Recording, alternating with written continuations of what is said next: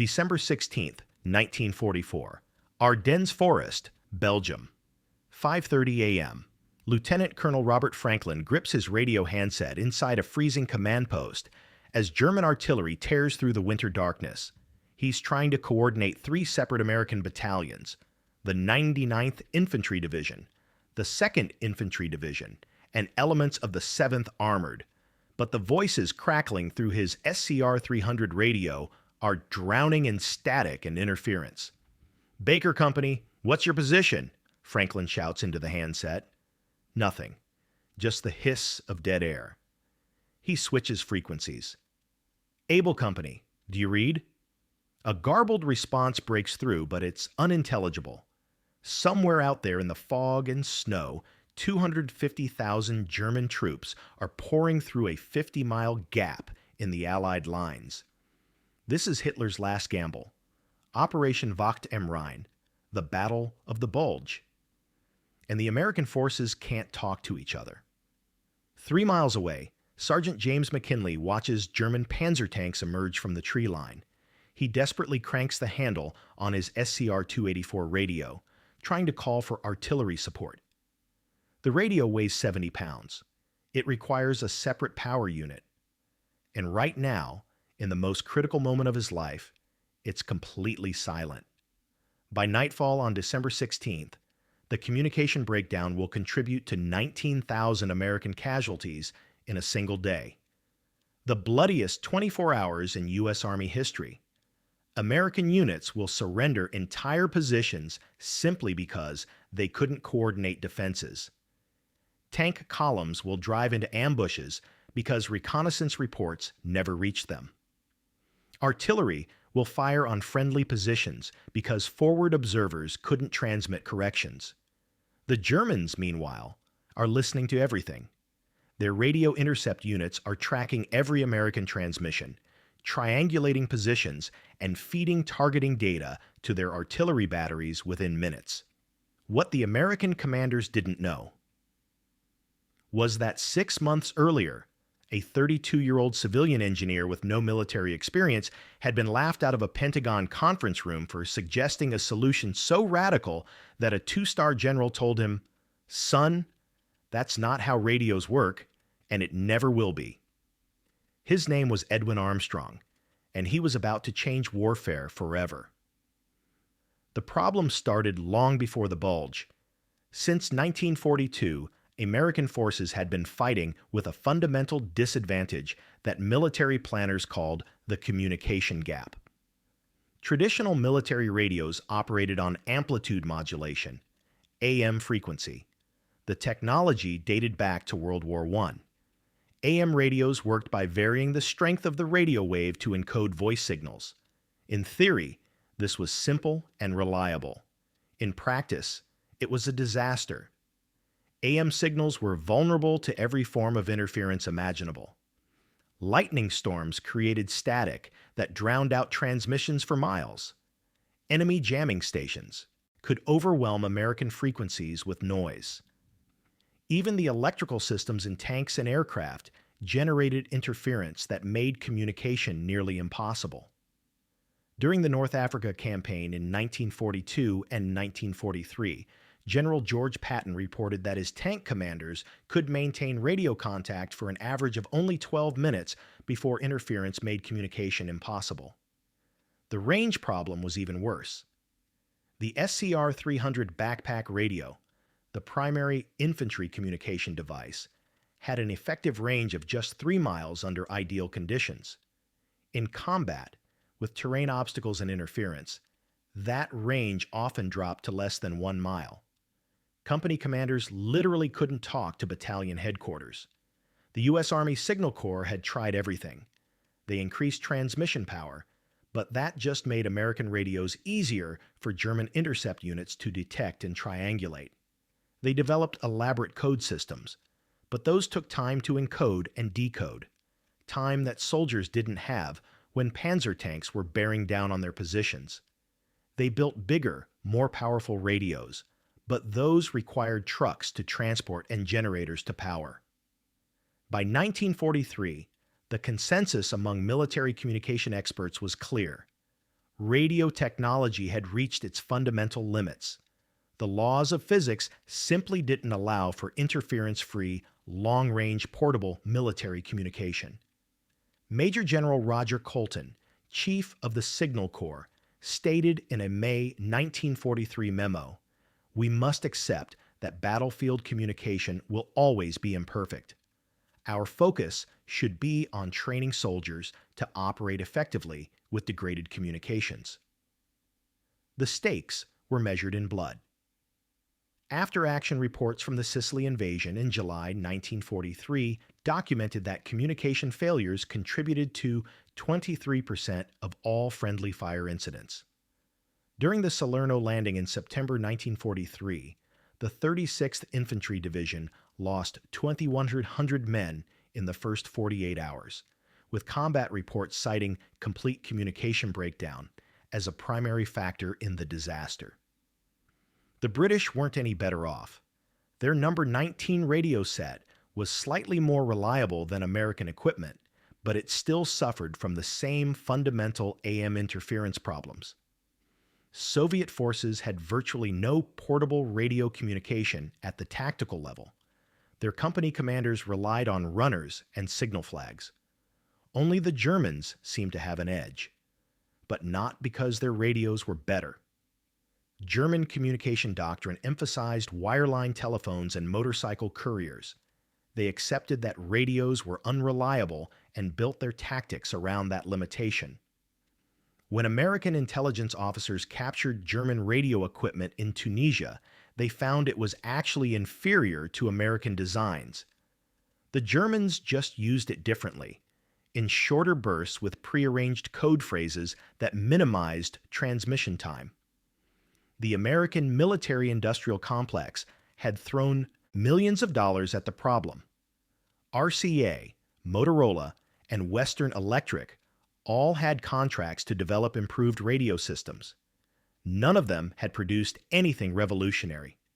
The engineering consensus was that AM radio represented the pinnacle of practical battlefield communication technology. That consensus was about to be shattered by a man who wasn't even supposed to be in the room. Edwin Howard Armstrong is standing in the lobby of the War Department building in Washington, D.C. on March 12, 1943, clutching a briefcase and trying to look like he belongs there. He's not a military officer.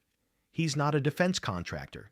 He's a university professor, an independent inventor who spent his own money to travel here from New York because nobody would return his letters. Armstrong is 32 years old, thin and intense, with wire-rimmed glasses and a habit of talking too fast when he's excited. He holds a PhD in electrical engineering from Columbia University, but he's never worked for a major corporation. He's never designed military equipment. His only credentials are a series of radio patents that made him wealthy in the 1920s, and a reputation among industry engineers as a brilliant but impractical dreamer. For the past 8 years, Armstrong has been obsessed with a radio technology that everyone else abandoned as commercially useless: frequency modulation, or FM. Instead of varying the strength of the radio wave like AM, FM varies the frequency, the pitch, of the wave itself. It's a fundamentally different approach to encoding information. RCA's chief engineer, David Sarnoff, had told Armstrong in 1935, "Edwin, FM is elegant theory but terrible practice. It requires too much bandwidth, the equipment is too complex, and it will never compete with AM broadcasting." Sarnoff had been Armstrong's friend for 20 years. After that conversation, they never spoke again. But Armstrong kept working.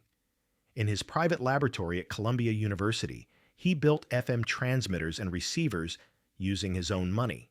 He tested them from a transmitter on top of the Palisades in New Jersey, and he discovered something that the engineering consensus had missed.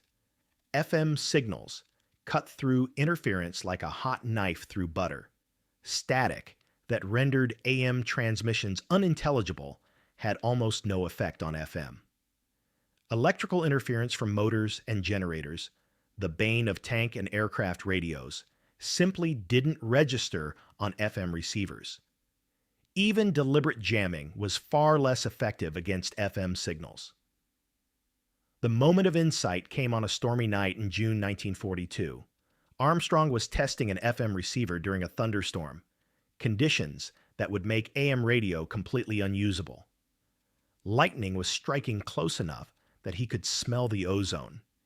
His AM radio was producing nothing but crashes of static, but the FM signal coming from his Palisades transmitter was crystal clear.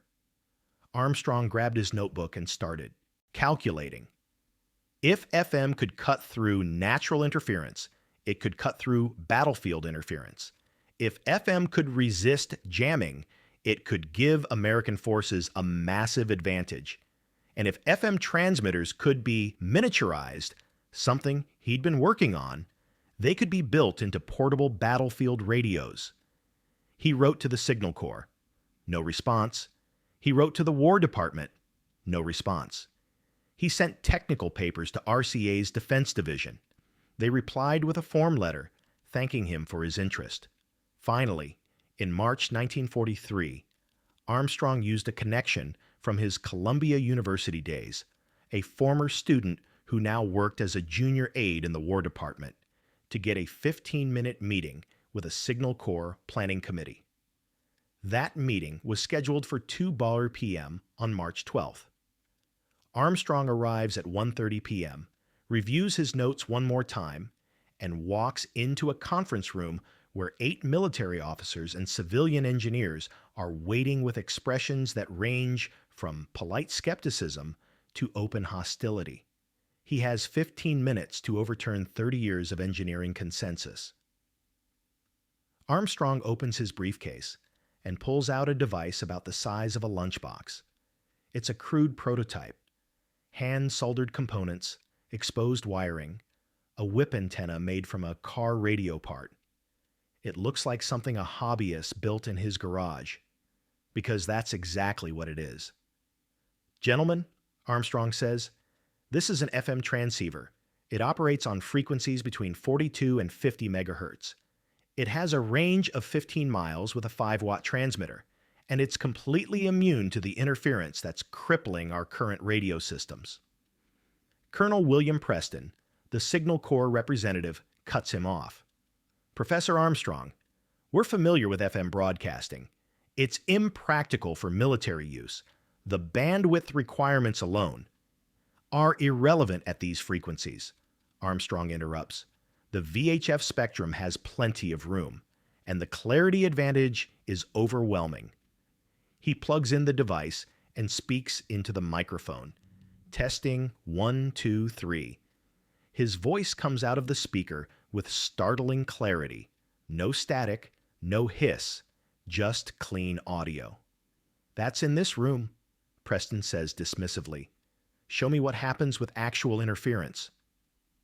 Armstrong had anticipated this. He pulls out a second device, a portable electric motor with a commutator deliberately designed to generate maximum radio interference. He switches it on. The motor whines and sparks. An AM radio in the corner of the room immediately fills with crackling static. Armstrong's FM radio continues playing clearly. His voice is perfectly intelligible. The room goes quiet. One of the civilian engineers leans forward. How is that possible? Armstrong launches into an explanation of frequency modulation theory, capture effect, and noise suppression. He's talking too fast, getting technical, losing his audience. He can see, eyes glazing over. Then Major General Harold McClellan, who's been silent until now, holds up his hand. Professor, I don't need the physics lecture. I need to know one thing. Can you build a portable version that works in combat conditions? Yes, sir. I've already designed. And can you manufacture it in quantity? With the right funding and facilities, absolutely. McClellan turns to Colonel Preston. What's the problem? Preston clears his throat. Sir, there are several issues.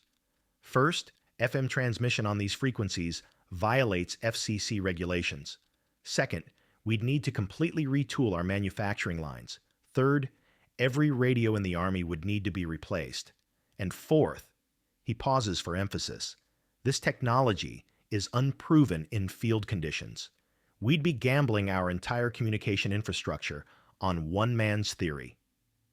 That is illegal, another officer says flatly. The FCC has allocated those frequencies for other purposes. We can't just commandeer them. It's also impractical, adds a civilian engineer from RCA. Professor Armstrong is brilliant, but he's never manufactured military equipment. He has no production facilities, no military contracts, no security clearances. What he's proposing would require congressional approval, FCC waivers, and at least 2 years of development time. Armstrong feels the moment slipping away. These are the same objections he's heard from every radio manufacturer, the same bureaucratic walls. But McClelland is still looking at the FM radio. Colonel Preston, how many casualties last month were attributed to communication failures? Sir, I don't have those numbers. I do, McClelland says quietly. 1,700 men. 1,700 American soldiers died because they couldn't call for support, or couldn't coordinate with adjacent units, or walked into ambushes because reconnaissance reports didn't get through. He stands up. Professor Armstrong, you have 6 months.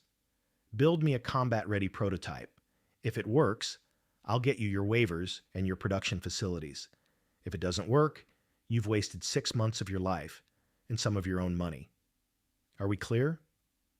Armstrong nods, not trusting himself to speak. Gentlemen, McClelland says to the room, this meeting is over, and this project is classified. Nobody talks about FM military radios outside this building. As Armstrong leaves the War Department, he realizes he's just committed to the most important project of his life, and he has no idea how he's going to pull it off. Armstrong converts his Columbia University laboratory into a secret workshop. He can't use military facilities. He doesn't have security clearance yet. He can't hire engineers from the major radio companies. They're all under contract to the Signal Corps for other projects. So he recruits graduate students, pays them from his own pocket, and works 18-hour days. The first challenge is miniaturization. His prototype FM transceiver weighs 23 pounds and requires a separate power supply. It needs to weigh less than 10 pounds and run on batteries. Armstrong tears apart the design, replacing vacuum tubes with smaller versions, redesigning the power supply, stripping out every unnecessary component. By June 1943, he has a working prototype that weighs 11 pounds. It's still too heavy, but it's close. The second challenge is durability.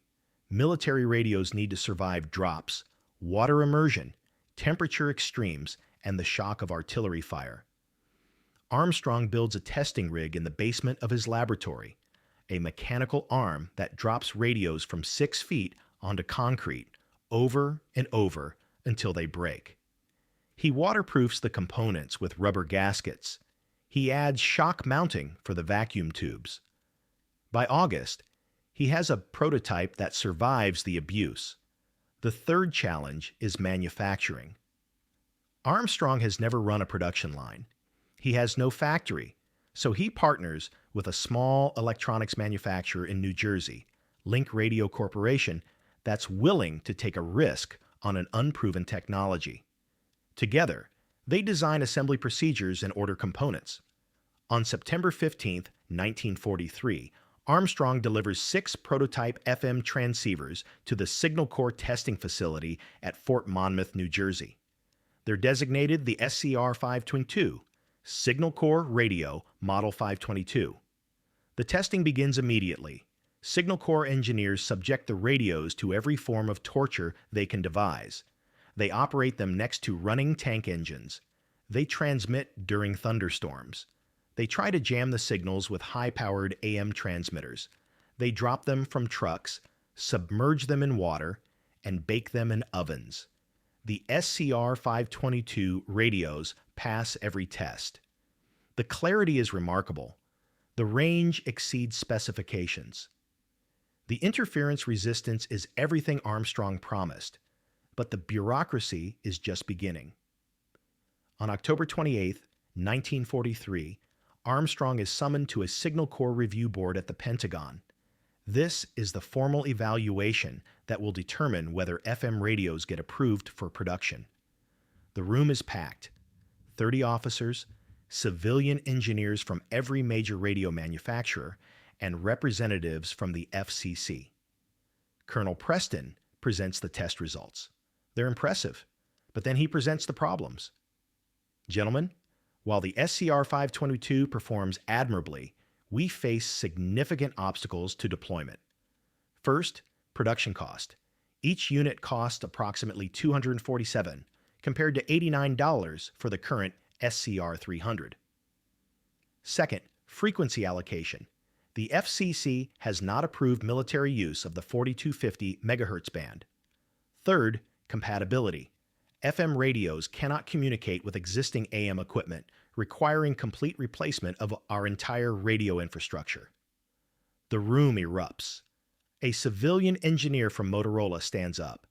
This is exactly what I warned about. Professor Armstrong has built a beautiful radio that's completely impractical for military deployment. We can't afford to replace every radio in the Army. We can't retrain every radio operator. And we certainly can't wait for congressional approval while men are dying in Europe. An RCA representative joins in. Furthermore, there are patent concerns. Professor Armstrong holds numerous FM patents. If we adopt this technology, we're essentially giving one man a monopoly on military communications. That's unacceptable. Armstrong feels his face burning. The patents are irrelevant. I'll license the technology to the government for $1 if it saves lives. That's not the point, the RCA engineer shoots back. The point is that you're asking us to abandon 30 years of proven AM technology for an unproven system that might work in laboratory conditions but will fail in real combat. It's not unproven, Armstrong's voice rises. The tests were conducted in New Jersey, Colonel Preston says, cutting him off.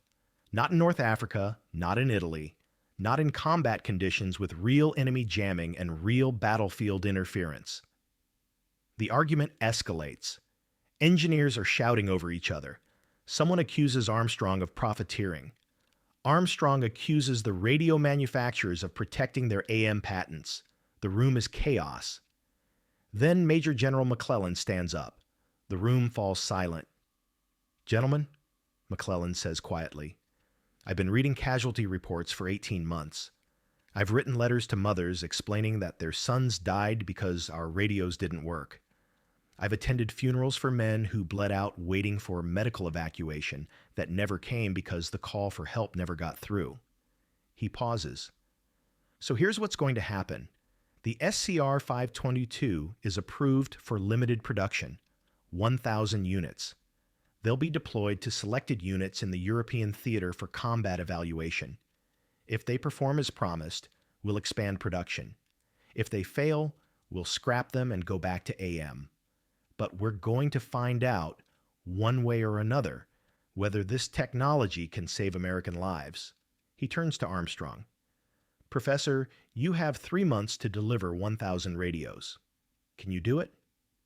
Armstrong nods. Yes, sir. Then get out of here and start building them. CTA number 1. If you're fascinated by the untold stories of World War II innovations that changed history, make sure you're subscribed to Last Words. We dive deep into the real stories that textbooks miss, the brilliant mavericks, the bureaucratic battles, and the technologies that won the war. Hit that subscribe button and turn on notifications so you don't miss our next investigation. By January 1944, Link Radio Corporation is producing 30 SCR-522 units per day. The radios are shipped to England, where they're distributed to units preparing for the invasion of Europe. The first recipients are forward air controllers, the men who coordinate close air support for ground troops. Captain James Walsh, a forward air controller with the 9th Air Force, receives his SCR-522 on February 3, 1944. He's skeptical. Another new radio, he tells his sergeant. This one probably won't work either. But Walsh follows orders. He trains his team on the new equipment. And on March 15, 1944, during a combat mission supporting the 82nd Airborne Division near Anzio, Italy, he discovers what FM can do. Walsh is positioned on a hilltop, watching German armor moving toward American positions. He needs to call in an airstrike, but his old SCR-300 radio is drowning in static from a thunderstorm rolling across the battlefield. He switches to the SCR-522. Falcon lead, this is Groundhog 6. Do you read? The response is instant and crystal clear. Groundhog 6, Falcon lead reads you 5 by 5. Walsh can't believe it. He's talking to a P-47 Thunderbolt pilot 15 miles away during a thunderstorm with perfect clarity. He transmits the target coordinates. The P-47s roll in and destroy 4 German tanks in a single pass. After the mission, Walsh writes in his after-action report, "The SCR-522 performed flawlessly under conditions that would have made the SCR-300 completely unusable. Recommend immediate expansion of FM radio deployment." Similar reports flood in from other units. Tank commanders discover they can coordinate movements across distances that were impossible with AM radios. Infantry companies maintain contact with battalion headquarters throughout extended operations. Artillery forward observers transmit fire corrections with unprecedented accuracy. The data is overwhelming. Units equipped with SCR-522 radios show a 73% reduction in communication-related casualties. Friendly fire incidents drop by 61%. Mission success rates increase by 34%. But the real test comes on June 6, 1944, D-Day. The 101st Airborne Division drops into Normandy in the pre-dawn darkness, scattered across 20 miles of enemy territory. In previous airborne operations like Sicily, communication between scattered units was nearly impossible. Paratroopers often fought in isolation for days, not knowing where friendly forces were located, but the 101st has been equipped with SCR-522 radios. As the paratroopers assemble in the darkness, they can coordinate their movements. Company commanders can talk to battalion headquarters. Forward observers can call in naval gunfire support from ships offshore. Lieutenant Richard Winters, leading Easy Company of the 506th Parachute Infantry Regiment, uses his SCR-522 to coordinate an assault on German artillery positions at Bricourt Manor. He's able to communicate with adjacent units, call for ammunition resupply, and request mortar support, all with perfect clarity despite the chaos of battle. The assault succeeds. 4 German 105mm guns are destroyed. Winters later writes, "The new FM radios were a revelation. For the first time, I felt like I had real control over the battlefield." By July 1944, the Signal Corps is producing 5,000 SCR-522 units per month. By September, production reaches 12,000 per month. The radios are being installed in tanks, aircraft, and jeeps. They're being carried by infantry units and artillery observers. The Germans notice immediately. Intercepted Wehrmacht radio traffic from August 1944 includes this message from a German signals intelligence officer. "American radio communications have undergone a fundamental change. We are unable to jam their new transmissions effectively. Our direction-finding equipment cannot triangulate their positions with previous accuracy. Recommend immediate investigation of American radio technology." A captured German radio operator, interrogated in September 1944, tells his American questioners, "We used to listen to your radio traffic and know exactly where your units were. Now we hear nothing but static on the old frequencies. Your new radios, we cannot intercept them. It is like you have become invisible." The tactical advantage is enormous. American forces can coordinate complex operations with unprecedented precision. Tank columns can maneuver in coordination across miles of terrain. Aircraft can respond to ground requests within minutes instead of hours. Artillery can deliver accurate fire support even when forward observers are miles from the guns. The statistics tell the story.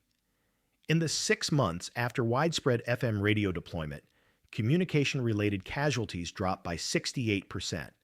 The average time to respond to calls for support decreases from 47 minutes to 11 minutes. Mission coordination errors, units attacking wrong objectives, friendly fire incidents, failed link-ups, decreased by 71%. During the Battle of the Bulge in December 1944, the same battle where communication failures had been catastrophic in the opening days, units equipped with FM radios are able to coordinate defensive positions even as German forces cut through American lines. The 101st Airborne, surrounded at Bastogne, maintains radio contact with relief forces and coordinates supply drops with unprecedented accuracy. General Anthony McAuliffe, commanding the 101st at Bastogne, later states, "Without FM radio, we would have been fighting blind. With it, we were able to coordinate our defense and maintain contact with the outside world." I have no doubt that FM communication saved hundreds of lives during the siege. By the end of the war in Europe, in May 1945, the U.S. Army has deployed more than 140,000 FM radios across all theaters. The technology has been adapted for naval use, with FM transceivers installed on landing craft and destroyers. The Army Air Forces has equipped fighters and bombers with FM radios, allowing unprecedented coordination between air and ground forces. CT-Adenderker II. The story of how one engineer's persistence changed the course of World War II is just one example of the incredible innovations that emerged from the conflict. If you want to explore more untold stories of wartime technology and the people behind it, check out our playlist on World War II innovations. And if you're enjoying this content, please consider supporting the channel by liking this video and sharing it with anyone who loves real history. The lives saved are incalculable, but military historians have attempted estimates. Based on the reduction in communication-related casualties after FM deployment, and comparing casualty rates in units with and without FM radios, conservative estimates suggest that FM radio technology prevented at least 15,000 American combat deaths between 1944 and 1945. A veteran of the 4th Infantry Division, speaking at a reunion in 1985, put it more simply: "We called them Armstrong radios, even though that wasn't the official name. And we knew that the man who built them had saved our lives. Because of him, we could talk to each other. Because of him, help came when we needed it. Because of him, we came home." Edwin Armstrong never sought recognition for his wartime contribution. When the Signal Corps offered him the Medal for Merit, the highest civilian award for wartime service, he declined, saying, "The soldiers who use the radios deserve the credit, not the man who built them." After the war, Armstrong returned to his laboratory at Columbia University. He continued refining FM technology, now convinced that it would revolutionize civilian broadcasting as well as military communication. He was right. By 1950, FM radio was becoming the standard for high-fidelity broadcasting. But Armstrong's battle with the radio industry wasn't over. RCA and other manufacturers who had opposed FM during the war now wanted to profit from it. They challenged Armstrong's patents, tied him up in litigation, and used their political connections to delay FM's commercial adoption. The legal battles consumed Armstrong's fortune and his health. On February 1954, after a particularly bitter argument with his wife about the endless patent disputes, Armstrong put on his overcoat, wrote a brief note apologizing for the pain he'd caused, and stepped out of his 13th floor apartment window. He was 53 years old. His patents were eventually upheld. His widow won the legal battles he'd started, and FM radio became the global standard for both military and civilian communication, exactly as Armstrong had predicted. The SCR-522 radio that Armstrong designed in 1943 remained in U.S. military service, with updates and modifications, until 1976, more than 30 years. The basic principles of FM communication that he pioneered are still used in every military radio system today. Modern tactical radios, satellite communications, and even cellular phones all rely on frequency modulation to cut through interference and provide clear communication. The U.S. Army Signal Corps, which initially resisted FM technology, now teaches Armstrong's innovations as a case study in military communication evolution. At Fort Gordon, Georgia, the headquarters of the Signal Corps, there's a small plaque commemorating Armstrong's contribution. It reads, Edwin Howard Armstrong, engineer, inventor, patriot. His FM radio technology saved countless American lives in World War II and revolutionized military communications. In Germany, military historians have documented the impact of American FM radios on Wehrmacht operations. A 1947 German military analysis concluded, the American adoption of FM radio technology in 1944 represented a fundamental shift in battlefield communication capability. Our inability to effectively intercept or jam these transmissions contributed significantly to our defeat in the final year of the war. The production numbers tell their own story. Between 1944 and 1945, American factories produced more than 140,000 FM military radios. By comparison, the Soviet Union produced fewer than 10,000 tactical radios of any type during the entire war. The German Wehrmacht, despite its reputation for technological sophistication, never developed an equivalent to the SCR-522. Modern military communication systems, the Harris Falcon III, the Thales Sodas, the Elbit E-Linux, are all direct descendants of Armstrong's original design. They use digital signal processing and frequency hopping spread spectrum, but the fundamental principle remains the same. Encode information by varying frequency rather than amplitude, and you get communication that cuts through interference. The moral of Edwin Armstrong's story isn't about radio technology. It's about the courage to challenge consensus, the persistence to fight bureaucracy, and the willingness to sacrifice personal gain for a greater cause. Armstrong was told his idea was illegal. He was told it was impractical. He was told to accept the limitations of existing technology and stop wasting everyone's time.